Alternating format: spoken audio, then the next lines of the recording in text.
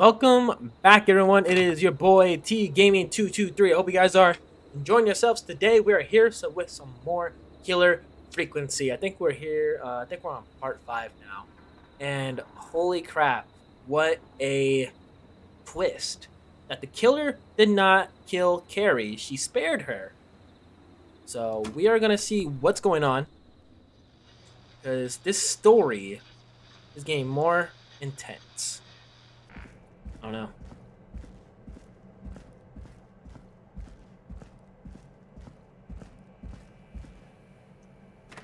All right. Well, let's go in.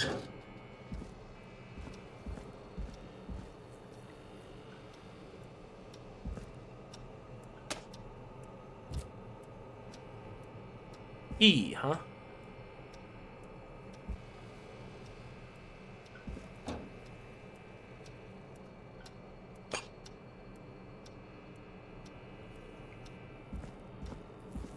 Oh, what? Found the basement. He found basement storage. Basement storage. Where's that? All right, ladies and gents, we found the key. Found it for the basement storage now. Is this where? Oh, ladies and gentlemen. Hey, Forrest! Peggy, give me some warning before yelling down the intercom. Sorry. Buzz the intercom when you find something and want to discuss it. Holy shit. Sis. Okay. Peggy, I've found a tape and a map down here. A map of what? Looks like it might be to somewhere in this storage area. Weird. Well, maybe the tape will give us more information. Give it a play. George Bell, 1960. Oh boy. Follow the maps. Find the tapes. I'll be waiting. Clive? Wait. George Barrow? We all heard that he drowned after a night out drinking. Was it actually Clive? Has Yo. Clive really been the whistling man for that long? He says I need to follow the maps and find the tapes. I guess that's what this map is about. I think we need to see what else is hidden down here. Be careful, Forrest. Keep looking. Buzz the intercom when you found something. This is a bit, Time of autopsy is 7 a.m. Cause of death is asphyxiation from drowning. The degree of rigor mortis indicates that the subject has been deceased for 5 hours. That puts the time of death. Oh, that ain't good. Okay. Okay. Oh, delivery note. I think it's just some jibber jabber, it looks like. System. Oh wow, the access code. Dude, he's been searching. Whoa, what was that? I don't like that sound, dude.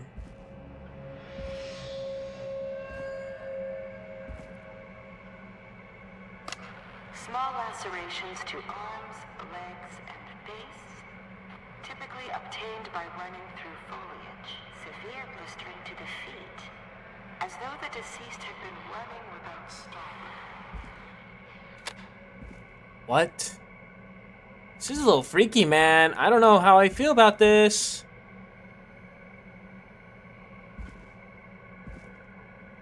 Oh.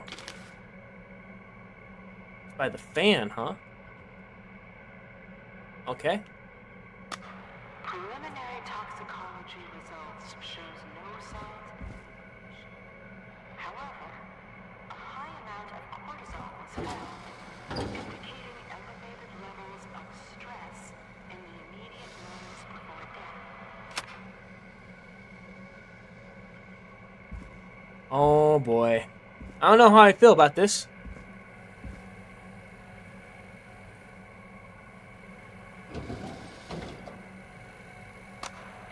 Additionally, there appears to be a post-mortem injury to the arm. It looks like it was trapped in a car door. Oh? Car door? Oh my goodness. Okay, here we go. What in the world is all this, my guy? Oh. It is the coroner's opinion that the subject likely feared for his life and was chased, resulting in a fall from a height into a body of water, where he hit his head, was knocked out, and drowned. Following that, he was moved. Now this has to be important. We need to have a talk. That recording. Shut it off. Oh my god. Okay. We're gonna put that right there. If you're listening to this, then I'm probably dead. What the? I'm a man who likes to stay informed. I've got subscriptions to newspapers all over the country. A few weeks ago, I noticed headlines cropping up in those papers, one after the other. Each headline about a murder. Each murder, the death of someone I knew almost 20 years ago. And each one drawing closer to Gallows Creek. Drawing closer to the anniversary. None of us are innocent, but I don't think we deserve killing. All I hope now is that I can save some folk from the worst. And I can. I don't know. Do something to make up for what I did back then, I guess. I didn't kill anyone, mind you. But that's past mattering. Now, there's more I could say. That I should say. But my employer made it clear that my family would pay a high price if I ever spoke out. So, hopefully I've said enough for you, listener, whoever the hell you are, to start putting the truth together. Oh? What the hell? Peggy is not gonna believe this. This is gonna be interesting. Okay, let's go, guys. We gotta go. We got the information. We got everything. What is all this? What is all this, though? That is interesting. I hope I don't die or get captured. Get beat up. Hello? Anyone here? Okay, let's get out of here, guys. Let's bounce. Dude, this is so freaky, man. Clive? Oh, yes. Yes, yes. On the intercom. What have you found, Forrest? It's an autopsy tape. Doesn't say for who, but I think it must be for George. Poor George. He was so young. Something's bugging me, Peggy. What do you mean? I swear I recognize the voice of the woman talking on the tape. I just can't place it. Seriously? Do you think you've met her before? I don't know. I mean, I just got here recently. I don't know. Found another tape. It talks more about how George died. What did it say? It sounds like he was running for his life. Sprinting through trees and bushes, getting cut up all over. What would drive someone to do that? I'm not sure yet. There's also a tape about a toxicology report. There were no signs of drinking or that he was on anything. What? But everyone said he went swimming drunk and drowned. It was in the newspaper and everything. I found a written autopsy report. What does it say? According to that, it's just like you said at the start. George drowned after getting drunk. Said he liked to fight, too. But that contradicts the tape. I know. And I think I know why. There's a note with the report that says, "I'm sorry I made you do this, Virginia." If it was on the autopsy report, then Virginia must be our coroner. Wait, the caller from earlier, when we had to call the takeout restaurants, wasn't her name Virginia? We need to call her back once we finish down here. Oh, it looks yeah. like she might know something about what's going on. I found a tape that introduces a new detail to the story. Post-mortem injury. Apparently, his arm got caught in a car door. A car door? Yeah, after he died. How do you suppose they can tell? How can they tell? I'm a radio producer, not a coroner. In another tape, the coroner comes to the same conclusion as I did. George was running from something. Maybe an animal? Maybe, but then there's this next bit, where the coroner thinks he was moved post-death. Moved the body? How weird. At the end of the tape, someone burst in and demanded Virginia stop recording. I think it was Clive. This is starting to make sense now. This is a conspiracy to cover up what happened to George. I think I found Clive's last recording. I think Clive might be gone. Gone? I found a confession. Not for any killings, but for playing a part in covering up George's death. He left this behind in case he died. He hoped someone would find it. Do you think the whistling man already got him? Possibly. We've had a lot of callers tonight, but maybe not every victim made it to the phone, you know? We don't know how many there really are. Christ, Forrest, that's dark. I know, but Clive said he had read about other murders in other towns, and that the murders were all folks who knew about the incident. And the killings were getting closer to Gallows Creek. He said he wanted to do something good for once. The board in his office. He wasn't tracking people down to kill them. He was tracking them down to save them. Ugh, why didn't he just come out with all of this? He said his employer threatened his family if he spoke out about any of it. His employer? The one who orchestrated the cover-up? Oh, Clive. I'm sorry for thinking you'd killed all those people. Do you think you found everything? I think so. Forrest, what's going on here? Someone wanted that boy's death to seem like an accident. And they hired Clive to make it look that way. Oh. Come back upstairs when you're ready. We need to figure out our next step. All right, let's do it. Uncover Clive's research. All right, it is 3 a.m. now. Thank God you're back, Forrest. I've been running out of stuff to pad our airtime with. Peggy, you work in radio. Forrest, I'm stressed. I mean, really.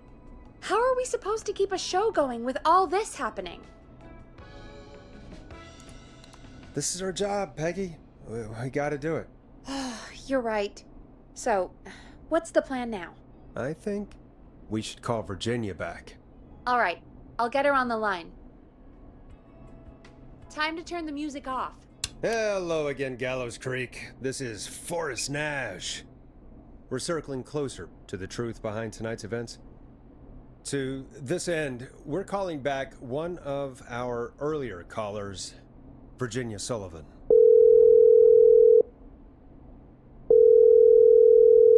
Fredman Plunker here? Who's this? Is it you? Goose?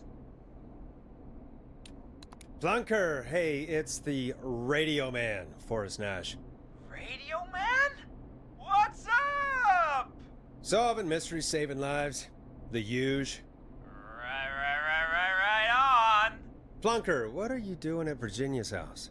She asked if we could stay to keep an eye out for that whistling turd. So we're hanging out, bro. Well, that's big of you, Plunker. No, it's nothing. Can I speak to Virginia? Sure thing, Radio Man. I'll just go get her. Who is this? Hey, Virginia, it's Forrest. I'm glad you're still okay. Oh, Forrest. Sorry, I'm still jumpy. Sorry to hear that, but listen, hey, we need to talk. What about? We're calling because we think you can help us understand why this is happening tonight. Me? What would I know? Does the name Clive mean anything to you? Clive? No, I don't know that name. What are you asking about this for? You mentioned that name earlier when you called us the first time. I don't know what I said then. I was petrified, Forrest. Clive's the janitor at our station, and we know you spoke to him in the past. Forrest, please. You don't know what you're doing. He'll come for me. Virginia, it's okay. Clive won't be coming after you. We think Clive's dead. Dead? But isn't he? He's the whistling man, Forrest. Why are you so certain Clive's the whistling man? Because all those years ago, It's okay, Virginia. He's gone. We found evidence to suggest well... And we found your autopsy reports for George Barrow. How? I saw him destroy them. Well, he didn't. I don't know if he kept them or made copies or what, but we found them, and we know it's related to what's happening tonight, which is why we called you. Why did you write a false report? All right. One day, I came into work to find a boy on my slab. And as I finished the autopsy, this man, Clive, he just burst in. And he started making demands to give over the reports, to falsify what I found. Of course I said no. But, well, when someone wants to make you do something, they can use the carrot or the stick. For me, he used both. You see, my sister is sick. She has a chronic condition that's never going away. It's expensive to treat, and it was getting to where I couldn't afford it. And Clive promised me that his employer would pay for my sister's treatment if I did what he said, and that if I ever spoke about this, he'd beat me to within an inch of my life. I don't know why he had me do it, but my sister needed me. You have to understand, she needed me. We understand. Thank you, Virginia. That was brave. God, I just want this nightmare to end. This will help end it, Virginia. Thank you. Stay safe, Virginia. Yowza. So, Virginia's tied up in all of this. Clive threatened her to keep quiet about George's death. But for who? Why cover up these details? It's a good question. We could try Sandra. What would Sandra know? I don't know, but we have to start somewhere. Anyway, just be careful when you're talking to her. Don't push too hard. We don't want her to hang up. I'll be careful. All right, calling her now. Hopefully she's at her jazz studio. Ooh, jazz studio. Take that. Aha! Forrest, you're through. Hello, this is Sandra at Jazz Pizzazz Jazz Studio. Who is this? Hello again, Sandra! It's Forrest Nash of 189.16, The Scream. And you're live on air. Oh, I always thought folks called into a radio show, not the other way around. How jazzy. What can I do for you? Well, we're trying to understand what's behind the attacks tonight. We had a few questions. Why, Forrest, of course. Heck, after the way you saved my life, I'd say yes to just about anything you asked.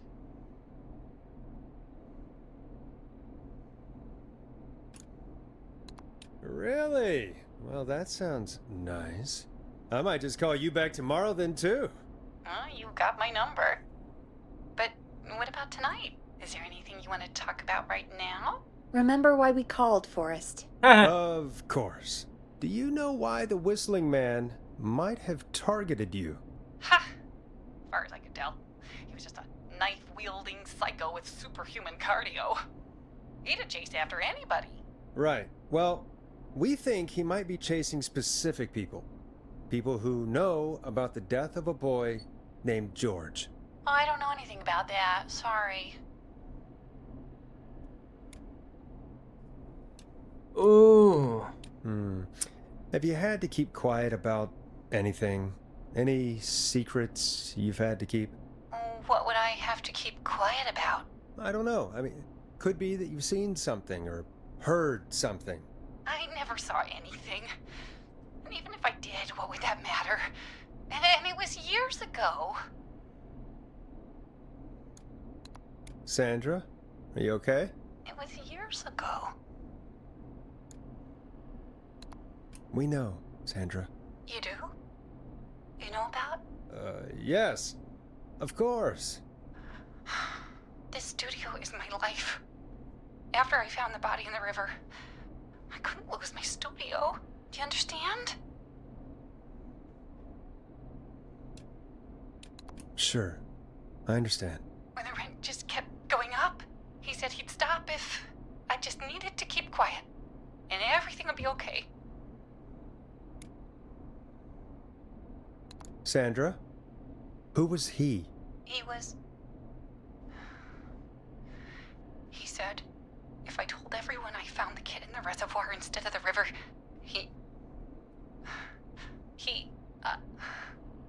I'm sorry. I can't do this. And she's gone. I don't think that could have gone any better. You truly did great, Forrest.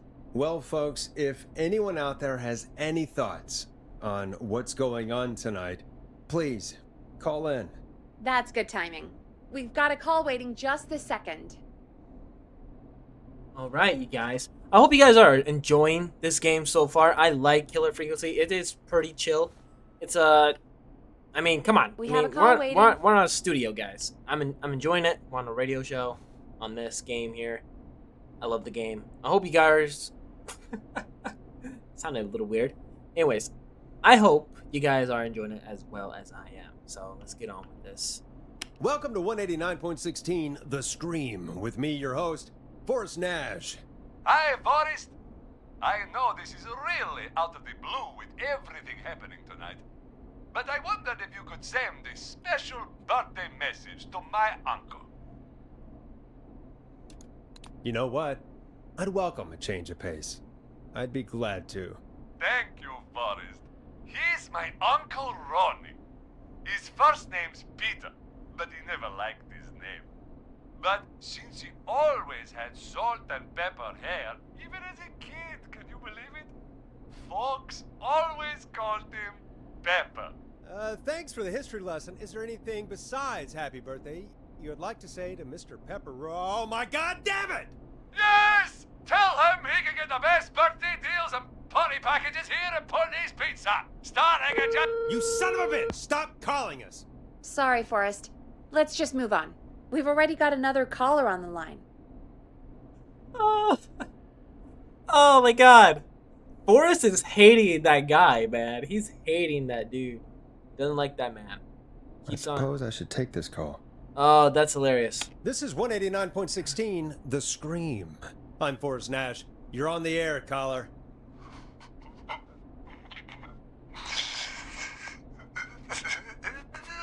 Caller.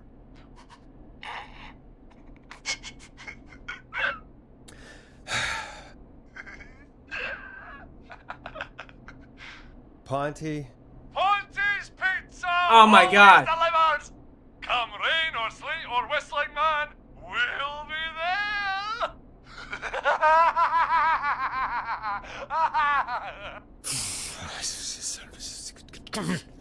Forrest? Forrest? Are you okay? Forrest? I hope the whistling man gets him with his own pizza slicer. Jesus, Forrest?